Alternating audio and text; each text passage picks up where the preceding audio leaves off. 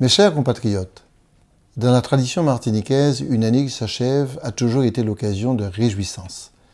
Nos anciens qui, pourtant, ont connu des époques difficiles, ont toujours veillé à ne pas simplement considérer leurs douleurs, leurs misères, mais de les dépasser.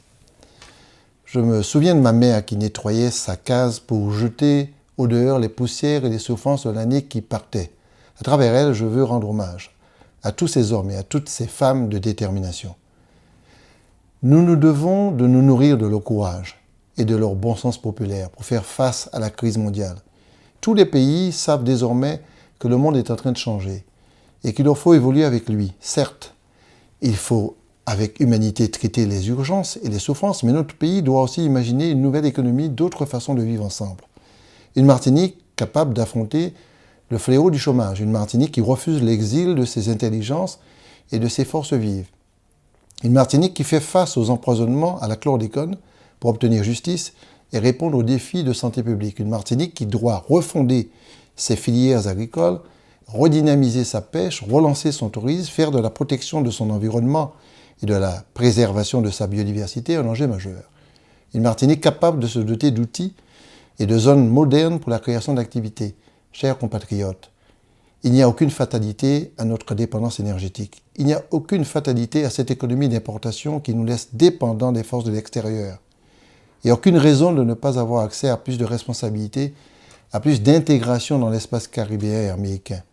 Nous avons déjà restructuré la collectivité régionale et nous mettons un soin particulier à mettre en place la collectivité unique qui devra être un outil d'excellence au service de tous les Martiniquais.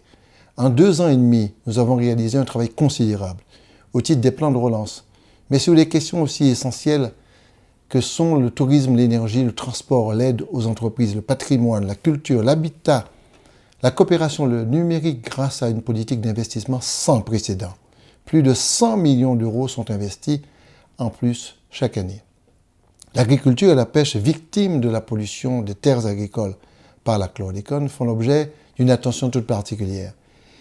Il nous a fallu le plus souvent prendre le temps de restructurer, de réorganiser, de jeter des fondations sérieuses pour se donner les moyens d'instaurer une dynamique plus inventive, plus solidaire, plus solide dans notre pays. Tout cela dans l'humilité et le respect de tous. Tout cela au plus près des besoins vitaux de la population, au plus près de l'humain. Au-delà de toute tempête, voire de toute agressivité, nous garderons ce cap.